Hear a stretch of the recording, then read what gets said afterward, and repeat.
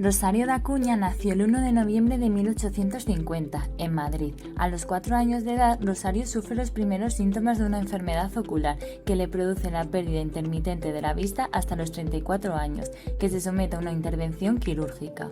A finales de la década de los 60, la familia se muda a Francia, donde Rosario vivirá un tiempo. También pasará unos meses en Roma, viviendo con su tío. Cuando vuelve a España, a mediados de 1870, la familia se instala en Madrid. Rosario, que ya es una mujer, no solo ha conocido un mundo, sino que, además, ha empezado a escribir y publicar poesía.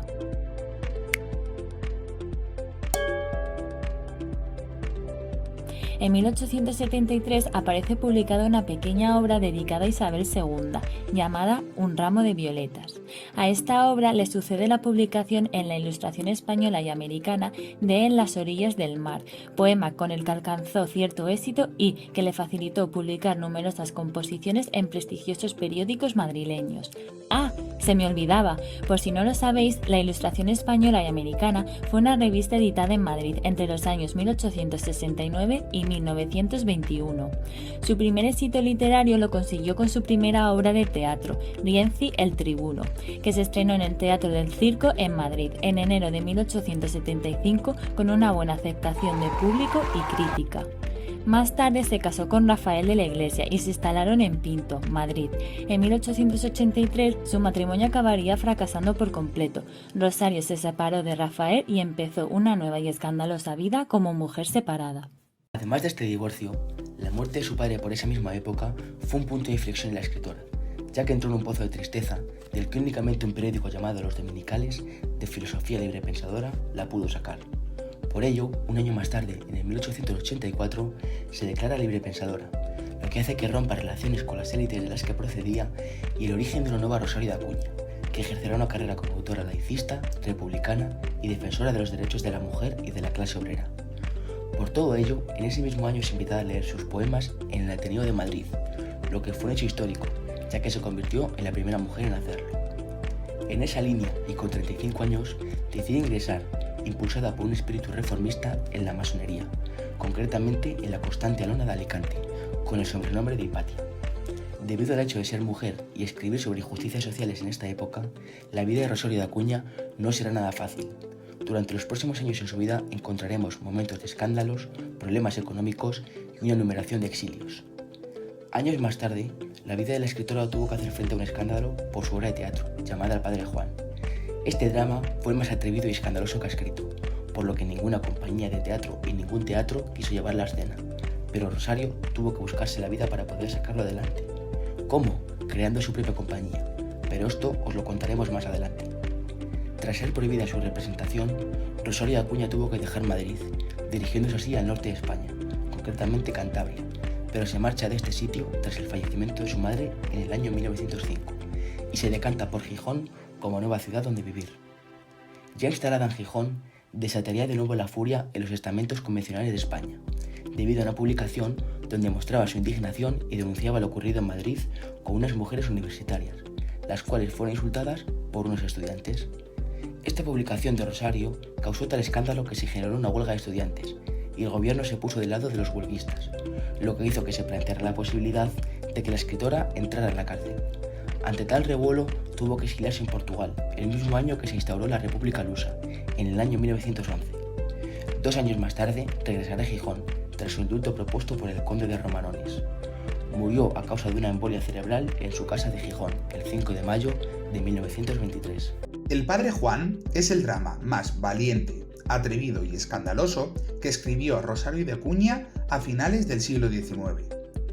Para poder representarlo, la autora creó su propia compañía, alquiló el Teatro Alhambra de Madrid y se representó por primera vez en abril de 1891. Este estreno resultó ser un gran éxito. Esta obra es una de las obras más importantes ya que causó un gran escándalo en la sociedad de entonces. Esto fue debido a que es una obra anticlerical, ya que acusa a la Iglesia de ser una institución manipuladora y tira por tierra algunos de los más importantes pilares de la sociedad burguesa de entonces. Tras realizar la obra, la prensa se dividió y fue apoyada por El Globo y La Justicia, órgano de Salmerón, entre otros, y muy criticada por la prensa más conservadora. A pesar de superar la censura inicial que había sufrido su obra, el gobernador de Madrid cerró el teatro e interrumpió todas sus funciones. Por ello, Rosario de Acuña decidió marchar de la capital y hacer un viaje por toda Europa. Tras este suceso, Rosario se puso en contacto con el director de la revista El Heraldo de Madrid y le pidió que publicase el siguiente: al público, habiendo sufrido en mis intereses pérdidas enormes por la disposición gubernativa que prohibió las representaciones de mi drama El Padre Juan, cuando tenía vendidas las localidades para la segunda función y por lo tanto compensados en parte los gastos hechos para ponerlo en escena con el aparato requerido, he dispuesto en beneficio mío una función en el Teatro de la Alhambra para el 12 de abril, poniendo en escena mi drama Rienzi el Tribuno. Creyendo usar de un derecho legítimo, me dirijo al público imparcial, invocando en favor de mi lesionada propiedad intelectual su valiosa protección, e invitándole a que asista a mi beneficio, testificando con su presencia que aún laten almas capaces de protestar contra ciertas vejaciones. La obra transcurre en Asturias, comprendida entre las peñas de Europa y Covadonga, creando un teatro de naturaleza. Se divide en 3 actos y está escrito en prosa. Es una epítome de sus ideas sobre la sociedad de la época. Se manifiesta abundantemente las diferencias entre la sociedad creyente y los librepensadores, entre el campo y la ciudad. Contrapone la ignorancia de los habitantes de las aldeas del norte con la ingeniosidad de un joven vigoroso que será el protagonista de la obra. Su novia pudo leer gracias a que su padre se lo había permitido y por ello estaba por encima del resto. La pareja quiere renovar Asturias, aboliendo de la noche a la mañana su ignorancia. Quieren casarse por lo civil, comprar un manantial cerca de la ermita, construir un hospital y un asilo frente a un convento de frailes para demostrar su inutilidad. La acción, que muestra la hipocresía de los creyentes, ¿cómo creéis que termina? Termina cuando se descubre que el sacerdote que provoca a los lugareños contra el joven es realmente su padre. Un momento. Paren todo ahora mismo. Antes de empezar, tiene que quedar muy claro que sois unos privilegiados y unas privilegiadas, ya que vais a presenciar la segunda y última representación del Padre Juan en toda la historia. Vamos, que se podría decir que os ha tocado el billete dorado de Willy Wonka, pero del teatro español. Ahora sí, comencemos. En primer lugar, pongámonos en contexto. Isabel se va a casar mediante matrimonio civil con Ramón, un hombre madrileño y ateo, lo que provoca el rechazo de su familia, de su pueblo y del Padre Juan. Estos son los personajes que aparecerán en este acto. Yo soy Pedro, padre de Isabel, cuyas primas me han comido la cabeza para renegar sobre el matrimonio civil entre mi hija y Ramón. Yo soy Isabel y me voy a casar con Ramón, un hombre maravilloso, pero ateo, lo que provoca rechazo en mi familia. ¡Silencio en la sala, por favor! Eres feliz, ¿verdad? ¿Lo duda usted? ¿Lo serás después? Henos aquí en el punto culminante. Sí, hija mía, ¿a qué negarlo? ¿Será acaso vejez que invade el alma? Serán restos de una educación religiosa, no por lejana olvidada, pero cuando pienso en Ramón tengo miedo. Hablemos claro, ¿por qué? ¿Qué sé yo? Lo que se siente no se explica. ¿Serán acaso influencias de nuestras primas? ¿Será que su alma asturiana se aferra a las supersticiones del montañés? Es lo que quiera, pero es. No puedo discutir contigo, no puedo convencerte, pero ¡ay! Las penas están en el corazón. ¿Cómo con tus razones quitar mis sentimientos? ¿Será posible, padre mío, que su claro juicio, que también supo educarme, se cierre de tal modo a la reflexión? Vamos a ver, ¿qué es Ramón? Un joven ingeniero, noble, rico, cultísimo, simpático. ¿Qué germina allá en su frente? ¿Qué alienta en su corazón? ¿Cuáles son sus costumbres? ¿Y te niego yo sus admirables excelencias? ¿No hay en su inteligencia ideales sublimes? Sí, no puedo negarlo. ¿No hay en su corazón arranques generosísimos? Ah, sí, en esto raya en lo heroico. ¿Hay acaso en su vida horas viciosas o impuras? No, hasta el punto de causar tan asombro que un joven educado en Madrid conserve la juventud vigorosa y las costumbres sencillas. Pues entonces... Te dije que no discutiéramos, pero su ateísmo completo, su libertad absoluta de pensar, su falta de fe. Mientras crea en mí, ¿le hace falta otra religión? ¡Isabel! Hablemos de una vez para siempre. ¿Usted qué es? Un hombre honrado sobre todo. ¿Necesitó usted llamarse moro o judío para ser el modelo de los esposos, de los padres, de los caballeros? No, es cierto, mas por lo mismo, no me sobra hacer lo que hago, ir a misa, a confesar. Por un hábito, responda en conciencia. ¿Cree de absoluta necesidad para ser como es? ¿Llamarse católico? ¿Sí o no? No. Pues entonces, ¿qué queda de todo eso?